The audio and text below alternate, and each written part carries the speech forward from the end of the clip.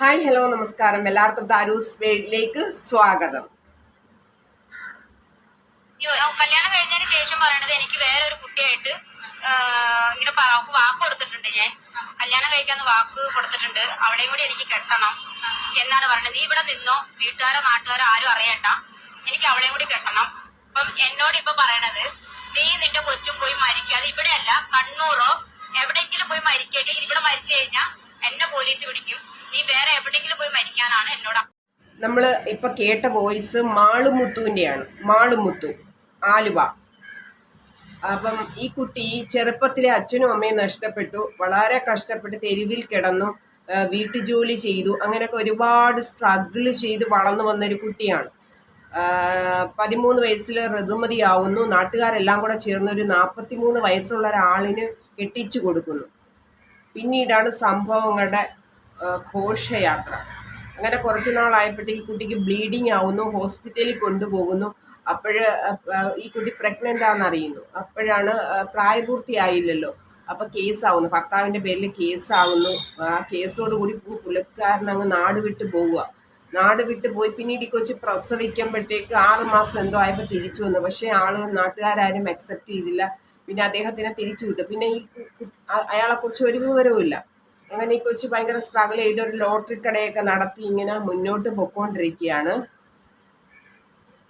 മുന്നോട്ട് പൊക്കോണ്ടിരുന്നപ്പോൾ വേറൊരു പയ്യനുമായിട്ട് സ്നേഹത്തിലാവുന്നു. അപ്പം സ്നേഹത്തിലായി 7 വർഷത്തോളം ഇവരൊന്നിച്ച് ഈ റിലേഷൻ ഇങ്ങനെ മെയിൻറ്റെയിൻ ചെയ്ത് പോവുക. പക്ഷേ ഈ പയ്യനൊട്ട് ഈ പെണ്ണിനെ കല്യാണം കഴിക്കത്തേയില്ല. ഓരോ കാരണങ്ങൾ, എൻ്റെ ചേട്ടനുണ്ട്, ചേട്ടൻ്റെ കല്യാണം നടക്കട്ടെ, ഓരോ ഇങ്ങനെ ഒഴിവുകൾ ഇങ്ങനെ പറഞ്ഞ് ഇങ്ങനെ പോയി.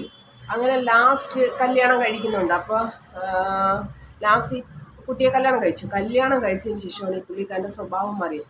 പുള്ളിക്കാരൻ പറയാം, നീ പോയി ചത്തോ, എനിക്കിനി നീയായിട്ട് അഡ്ജസ്റ്റ് ചെയ്യാൻ പറ്റൂല, പൊക്കം ശരിയല്ല, വണ്ണം ശരിയല്ല, നിറം ശരിയല്ല, ഒന്നും എല്ലാം കുറ്റം എല്ലാം ഇഷ്ടമില്ലാത്ത അച്ചി തൊടുന്നതെല്ലാം കുറ്റം എന്ന് പറഞ്ഞ കണക്ക് എല്ലാം കുറ്റം.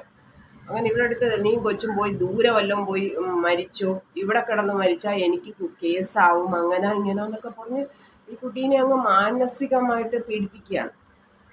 മനസ്സിലായില്ലേ? അപ്പം എന്നിട്ട് ഈ പുള്ളിക്കാരൻ കൊണ്ട് കേസ് കൊടുത്ത് എന്നെ നിർബന്ധിച്ചാണ് കല്യാണം കഴിപ്പിച്ചത്, എൻ്റെ ഇഷ്ടപ്രകാരം അല്ല എന്നൊക്കെ പറഞ്ഞു. ഇതിൻ്റെ എല്ലാം അടിസ്ഥാനം എന്താണെന്ന് വെച്ചാൽ പുള്ളിക്കാരന് വേറൊരു കുട്ടിയെ ഇഷ്ടമാണ്. ആ കുട്ടിക്ക് വാക്ക് കൊടുത്തിട്ടുണ്ട്. അപ്പോൾ ഇവിടുത്തെ പറയാം, എനിക്ക് വേറൊരാളെ കല്യാണം കഴിക്കണം, ഞാൻ വാക്ക് കൊടുത്തു പോയി എന്നൊക്കെ പറഞ്ഞ് ഇവിടെ ആകെ പൊട്ടിത്തെറിച്ചു. എന്ന് വെച്ചാൽ ഇത്രയും വർഷം ഈ കുട്ടിക്ക് ഭയങ്കര ഡീപ്പായിട്ടുള്ള ഇഷ്ടമായിരുന്നു. പക്ഷെ ഇതൊക്കെ അറിഞ്ഞപ്പോൾ പലരും ഈ കുട്ടിയെ കുറ്റപ്പെടുത്തുവാണ്, പ്രേമരോഗമാണെന്നൊക്കെ പറഞ്ഞു. ആ കുട്ടിയുടെ ഒരു സ്റ്റാൻഡിൽ നിന്നൊന്ന് ചിന്തിച്ച് നോക്കിയാൽ അതിനും ഒരു ആഗ്രഹം കാണത്തില്ലേ, നല്ലൊരു കുടുംബജീവിതം നയിക്കാനൊക്കെ ആഗ്രഹങ്ങൾ കാണത്തില്ലേ, മനുഷ്യരല്ലേ? അപ്പം പിന്നെ എന്താണ്, ഈ കൊച്ചിന് വിദ്യാഭ്യാസം ഇല്ല, ഒരു ക്ലാസ്സിൽ പോലും പഠിച്ചിട്ടില്ല, അതിൻ്റെതായ അറിവില്ലായ്മയൊക്കെ കാണും, പക്ഷെ ആഗ്രഹങ്ങളുണ്ടല്ലോ. അപ്പം രണ്ടാമത് ഈ കുട്ടി ചതിക്കപ്പെട്ടിരിക്കുക എന്ന് അറിഞ്ഞപ്പോഴത്തേക്ക് ആകെപ്പാടെ ഈ കുട്ടി തകർന്നു പോകുന്നുണ്ട്. നമ്മൾ ആലോചിക്കേണ്ട ഒരു കാര്യം എന്ന് വെച്ചാൽ, ജീവിതത്തിൽ ഒരു ദിവസം പോലും പള്ളിക്കൂടത്തിൻ്റെ വാതിൽ കാണാനുള്ള ഭാഗ്യ കുട്ടിക്ക് ഉണ്ടായിട്ടില്ല. ബാല്യത്തിലെ കളിച്ച് നടക്കേണ്ട സമയത്ത്, സാറ്റ് കളിച്ചുകൊണ്ട് നടക്കേണ്ട സമയത്തിനാണ് കല്യാണം കഴിപ്പിച്ചിരിക്കുന്നത്. പിന്നെ അത് ഒട്ടും അതിനേക്കാൾ ഉപരി പെട്ടെന്ന് അമ്മയും ആവുകയാണ്. ഒരു കളിപ്പാട്ടം എടുത്തുകൊണ്ട് നടക്കേണ്ട സ്ഥാനത്ത് ഒരു കുട്ടിയെ ഒക്കത്ത് വെച്ചുകൊണ്ട് നടക്കേണ്ട ഒരു അവസ്ഥ. അതൊക്കെ ഒരു അവസ്ഥയാണ്. നമ്മൾ അവരുടെ സൈഡിൽ നിന്ന് ചിന്തിക്കുമ്പോഴേ ആ ഒരു വിഷമം മനസ്സിലാകത്തുള്ളൂ. പിന്നെ അത് മാത്രമല്ല, ഇത്രയും ചെറുപ്പത്തിൽ 13 വയസ്സ് കഴിയുമ്പോഴേ കല്യാണം കഴിയുന്നു, അമ്മയാകുന്നു, അതിനേക്കാൾ ഉപരി എന്ത് വിഷമാണെന്ന് വെച്ചാൽ വിധവയും ആകുന്നു. മനസ്സിലായി? ആ ഒരു അവസ്ഥ എല്ലാം ഈ പ്രായത്തിൽ തന്നെ അനുഭവിക്കുകയാണ്. അവളെ പ്രേമം രോഗമാണെന്നൊക്കെ പറഞ്ഞ് കളിയാക്കുന്ന എന്ത് കഷ്ടമാണെന്ന് ആലോചിച്ച് നോക്കി. സമൂഹത്തിൽ ഏറ്റവും താഴെത്തട്ടിൽ കിടക്കുന്ന മനുഷ്യരുടെ ഒരു പ്രതിനിധി തന്നെയാണ് ഈ മാളു. അത്രയ്ക്കും കഷ്ടതകൾ ഈ ചെറുപ്രായത്തിൽ ആ കുട്ടിക്ക് ഫേസ് ചെയ്യേണ്ടി വന്നു. ഈ ആദ്യ വിവാഹമായിരുന്നു 43 വയസ്സുകാരനുമായിട്ടുള്ളത്. അതാണ് ബാല്യ വിവാഹം എന്നും പറഞ്ഞിട്ട് കേസൊക്കെ അദ്ദേഹം കളഞ്ഞിട്ട് പോകുന്നത്. രണ്ടാമത്തെ കല്യാണമാണ് സൈജു എന്ന് പറഞ്ഞ വ്യക്തിയായിട്ടുള്ളത്. അത് തീർത്തും ഒരു ചതി തന്നെയായിരുന്നു. സൈജുവിന് സൈജുവിൻ്റെ ലക്ഷ്യം ഇവളുടെ ശരീരവും ഇവളുടെ കയ്യിൽ നിന്ന് കിട്ടുന്ന കാശുമാണ്. ഒരുപാട് പ്രാവശ്യമായിട്ട് കടം വാങ്ങിച്ചു, സ്വർണം കമ്മലോ എന്തൊക്കെ പണയം വെക്കാൻ വാങ്ങിച്ചു. അതൊക്കെയായിരുന്നു അവൻ്റെ ഉദ്ദേശങ്ങൾ. വേറെയായിരുന്നു അവൻ്റേതായ ഇഷ്ടങ്ങളുണ്ടായിരുന്നു. അതിനൊത്തൊരു പെൺകുട്ടിയെ കണ്ടുപിടിക്കുന്നു, സ്നേഹിക്കുന്നു, കല്യാണം കഴിക്കുന്നു. അവനെ സംബന്ധിച്ച് 2 ഭാര്യമാർ. ഇതൊരു താൽക്കാലികവും മറ്റത് ഒറിജിനൽ ഭാര്യ. ഈ ഒരു മൈൻഡായിരുന്നു, ഒരു ഉടായ്പായിരുന്നു സൈജു. മലയാളി ന്യൂസിൽ ഈ കുട്ടി ഒരു ഇൻ്റർവ്യൂ കൊടുത്തിട്ടുണ്ടായിരുന്നു. നിങ്ങൾ ഇൻ്റർവ്യൂ കാണുന്നതിന് മുന്നേ ഈ കുട്ടിക്ക് എഴുത്തോ വായനയോ അറിയില്ല, ജീവിതത്തിൽ ഇന്ന് വരെ പള്ളിക്കൂടത്തിൽ പോയിട്ടില്ല. അപ്പോൾ അതിൻ്റേതായ കുറച്ച് അറിവില്ലായ്മയൊക്കെ സംസാരത്തിൽ കാണും. അതൊക്കെ മനസ്സിൽ വെച്ചിട്ട് വേണം ഈ ഇൻ്റർവ്യൂ കാണേണ്ടത്. ഭയങ്കരമായ പക്വമായ ഒരു സംസാര രീതിയോ തിങ്കിങ്ങോ ഒന്നും മാളുവിൽ നിന്നും നിങ്ങൾ പ്രതീക്ഷിക്കരുത്. അത് ഞാൻ മുൻകൂർ ജാമ്യം എടുക്കുവാണ് ഇപ്പോഴേ. മുത്തുന്നാണ് എല്ലാവരും വിളിക്കുന്നത്. സൈബ് ചേട്ടായിനെ എനിക്ക് 7 കൊല്ലമായിട്ട് അറിയാം. അപ്പം പെരവണി കഴിയട്ടെ, സ്നേഹത്തിലായിരുന്നു. 7 കൊല്ലമായിട്ട് ഞങ്ങൾ ഭയങ്കര സ്നേഹത്തിലായിരുന്നു, അങ്ങോട്ടും ഇങ്ങോട്ടും. വീട്ടുകാരോട് പറഞ്ഞിട്ട് എത്രയും പെട്ടെന്ന് കല്യാണം റെഡിയാക്കാം. നിങ്ങൾ ആദ്യം ഒരു വിവാഹം കഴിഞ്ഞതാണ് 13ാമത്തെ വയസ്സിൽ. അതിനുശേഷം എങ്ങനെയാണ് ഈ സൈബുവിലേക്ക് എത്തുന്നത്? ഞാൻ ലോട്ടറി കച്ചവടത്തിന് ചെന്നതിന് ശേഷമാണ് കടയിൽ വെച്ചാണ് പരിചയം. ലോട്ടറി കട, ആലുവ സഹായി ലോട്ടറി കടയിൽ വെച്ചാണ് പരിചയം. അപ്പോൾ അവിടെ കണ്ടുമുട്ടിയപ്പോൾ ഞങ്ങൾ അങ്ങോട്ടും ഇങ്ങോട്ടും അന്നേനെ ഇഷ്ടപ്പെട്ടു. ഒരു 2-3 മാസമൊക്കെ പരിചയപ്പെട്ടു, ഫ്രണ്ട്സായി. അങ്ങനെ ഫോൺ വിളി, അങ്ങോട്ടും ഇങ്ങോട്ടും വീഡിയോ കോൾ വിളിയായി, സംസാരിച്ചു. പിന്നെ സ്നേഹത്തിലായി. വീട്ടിൽ പറയാം ചേട്ടൻ്റെ കല്യാണം കഴിഞ്ഞിട്ട് ഞാൻ വീട്ടിൽ പറയാമെന്ന് പറഞ്ഞു എൻ്റെ അടുത്ത്. പിന്നെ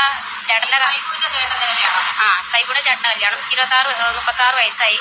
ചേട്ടൻ ഇതുവരെ കെട്ടിയിട്ടില്ല. കല്യാണത്തിന് ശേഷം നമ്മുടെ കാര്യം വീട്ടിൽ ഞാൻ പറയാം, അതുവരെ വെയിറ്റ് ചെയ്യാം. നല്ലൊരു കല്യാണാലോചന ഒക്കെ വന്നപ്പോഴും കെട്ടണ്ട, ഞാനുണ്ട്, നിനക്ക് ആരോരും ഇല്ലല്ലോ, നിന്നെ അങ്ങനെ വിട്ടേച്ചൊന്നും പോകാൻ പറ്റത്തില്ല, എനിക്ക് നിന്നെ വേണമെന്നും പറഞ്ഞാണ് കൂടെ നിന്നത് ഇത്ര വർഷമായിട്ടും. അപ്പോൾ പെരവഴി കഴിഞ്ഞു, ചേട്ടൻ്റെ കല്യാണം കഴിഞ്ഞു. ചേട്ടനിക്ക് ഒരു കുട്ടിയുണ്ട്. കൂടെ രാത്രി ഫുള്ളും കിടക്കൂല. 8 മണിയാകുമ്പോൾ കട പൂട്ടിപ്പോവും. ലോട്ടറി കടയുണ്ട് എനിക്കിവിടെ, ഗ്യാരേജിൻ്റെ അടുത്ത് ലോട്ടറി കടയുണ്ട്. അപ്പം ഈ കടയിൽ വരുന്ന 8 മണിയാകുമ്പോൾ ജിമ്മ് കഴിഞ്ഞിട്ട് ഇവിടെ വരും. വന്നിട്ട് പുള്ളി 8-9 മണിയൊക്കെ നമ്മൾ കട പൂട്ടി വീട്ടിലേക്ക് പോകും. വീട്ടിലേക്ക് പോയിട്ട് 10-11 മണി 11 വരെ എൻ്റെ കൂടെ ഉണ്ടാവും. അത് കഴിഞ്ഞിട്ടാണ് ആലുവയിൽ റൂമുണ്ട്, അവിടെ പോകും. എല്ലാ ദിവസവും 7 കൊല്ലമായിട്ട് ഞങ്ങൾ ഭാര്യ ഭർത്താവായിട്ടാണ് ജീവിക്കുന്നത്. എന്നോട് പറഞ്ഞ പഴയതോളം പോവാം, ഭാര്യ ഭർത്താവായിട്ട് വേണ്ട. കെട്ടിയതിന് ശേഷമാണ് പറയണത്, കല്യാണം കഴിച്ചതിന് ശേഷമാണ് പറയണത്, നമുക്ക് പഴയതോളം പോവാം, ഭാര്യ ഭർത്താവായിട്ട് വേണ്ട. എനിക്ക് അങ്ങനെ അംഗീകരിക്കാൻ പറ്റുന്നില്ല. നിനക്ക് പൊക്കമില്ല, നിനക്ക് വണ്ണമില്ല, അത് മാത്രമല്ല നീ എന്റെ ജാതിയോ. കല്യാണം കഴിഞ്ഞതിന് ശേഷം പറയണത് എനിക്ക് വേറെ ഒരു കുട്ടിയായിട്ട് ഇങ്ങനെ വാക്ക് കൊടുത്തിട്ടുണ്ട്. ഞാൻ കല്യാണം കഴിക്കാന്ന് വാക്ക് കൊടുത്തിട്ടുണ്ട്, അവളെയും കൂടി എനിക്ക് കെട്ടണം എന്നാണ് പറയുന്നത്. നീ ഇവിടെ നിന്നോ, വീട്ടുകാരോ നാട്ടുകാരോ ആരും അറിയണ്ട, എനിക്ക് അവളെയും കൂടി കെട്ടണം. അപ്പൊ അതാണ് സംഭവം. പുള്ളിക്കാരന് ഇതൊരു താൽക്കാലിക ശാന്തി മാത്രമായിരുന്നു. അപ്പം ആളുകളെയൊക്കെ നിർബന്ധം കൊണ്ടായിരിക്കും ഒരുപക്ഷെ അമ്പലത്തിൽ വെച്ച് താലി കെട്ടിയതും പുള്ളിക്കാരൻ്റെ സ്വഭാവം ആകെ അങ്ങ് മാറി എന്നുള്ള. പിന്നെ തൊടുന്നതെല്ലാം കുറ്റം അങ്ങനെ ഒരു അവസ്ഥയിലേക്ക് മാറി. ഓരോരുത്തർക്ക് പറ്റുന്ന ചതി. സത്യം പറഞ്ഞാൽ ഈ കുട്ടിയുടെ ജീവിതം എടുത്തു നോക്കി കുട്ടിക്ക് സന്തോഷിക്കാൻ വേണ്ടിയിട്ട് ഒന്നുമേ ഇല്ല ലൈഫിൽ. പിന്നെ എക്സ്പീരിയൻസ് കുറവല്ലേ, പഠിത്തം, സ്കൂളിൽ പോവാത്തതിൻ്റെ ആ ഒരു.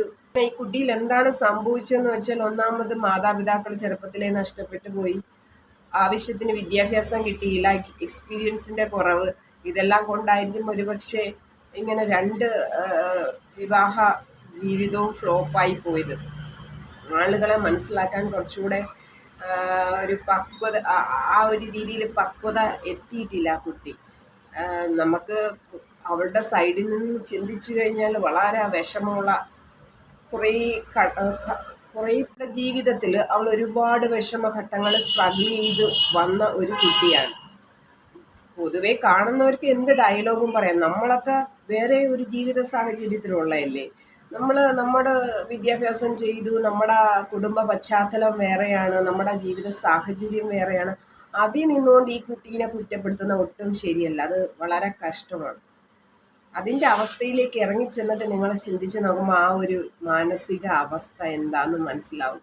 എന്തായാലും ഒരുപാട് ദുഃഖം തോന്നി. അതുകൊണ്ടാണ് ഞാൻ ഈ വീഡിയോ ഒന്ന് റിയാക്ട് ചെയ്തത്. കുറേ പേര് വന്ന് കുറേ കമൻറ്റുകൾ നെഗറ്റീവായിട്ട് പ്രേമരോഗം എന്നൊക്കെ പറഞ്ഞ് കുറ്റപ്പെടുത്തിയിട്ടൊന്നുമല്ല. അപ്പോൾ ആ ഒരു കുട്ടി എന്ത് ചെയ്യാം. 13ാമത്തെ വയസ്സിൽ വിവാഹം എന്നൊക്കെ പറയുമ്പോൾ എന്തായിരുന്നു നിങ്ങളുടെ ഒരു ജീവിതം എങ്ങനെയായിരുന്നു? അതെനിക്ക് ഓർമ്മയില്ലാത്തൊരു അച്ഛനും അമ്മ ഇല്ലാത്ത കാരണം നാട്ടുകാർ പറഞ്ഞു നിനക്ക് ആരുമില്ല, പ്രായപൂർത്തി ആയപ്പോൾ അവര് കെട്ടിച്ചു കൊടുത്തു. പുള്ളി 18 പ്രായപൂർത്തി ആകുന്നപ്പം കെട്ടിച്ചു കൊടുത്തു. അപ്പൊ അതില് ഒരു 2-3 മാസം ഞങ്ങള് താമസിച്ചുള്ളൂ. അത് തമിഴ്നാട്ടിലുള്ളൊരു ചേട്ടനിക്കായിരുന്നു. പുള്ളി എനിക്കപ്പം 13 വയസ്സും പുള്ളിക്ക് എന്നെ ആദ്യം കെട്ടിയ ആൾക്ക് 43 വയസ്സും ഉണ്ടായി. അങ്ങനെയായിരുന്നു കല്യാണം. ആ ബന്ധം തകരാനുള്ള കാരണം പോലീസും കേസും ഒക്കെ, അതായത് ബ്ലീഡിംഗ് ഒക്കെ ആയി ഹോസ്പിറ്റലിലേക്ക് എന്നെ കൊണ്ടുപോയതിനു ശേഷമാണ് ഞാൻ ഗർഭിണിയാന്നുള്ളത് അറിയുന്നത്. അവിടെ വെച്ചാണ് അറിയുന്നത്.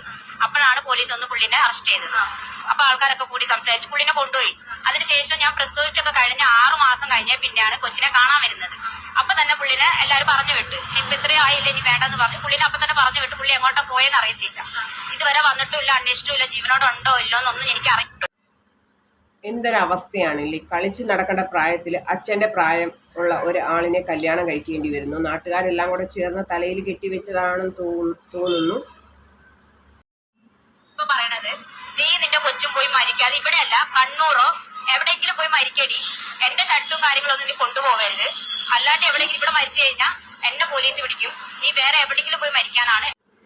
എന്തായാലും നാട്ടുകാർ കൊള്ളാം. അതിന് പുസ്തകവും ബാഗും വാങ്ങിച്ചു കൊടുത്ത് സ്കൂളിലേക്ക് വിടേണ്ട ആ ഒരു പ്രായത്തിൽ കല്യാണം കഴിപ്പിച്ചു കൊടുത്തു. അതും ഒരു 43 വയസ്സുകാരന്. എന്താ പറയേണ്ടത്? പൈസയൊക്കെ അയച്ചുകൊണ്ട് പോകണം. ഒരുപാട് പൈസ എൻ്റെ അടുത്ത് പലിശക്ക് എടുത്ത് പിന്നെ കൊടുത്തിട്ടുണ്ട്. പിന്നെ അമ്മക്ക് മാല മേടിച്ചു കൊടുക്കാനും ഒരുപാട് കാശ് സഹായിച്ചിട്ടുണ്ട്.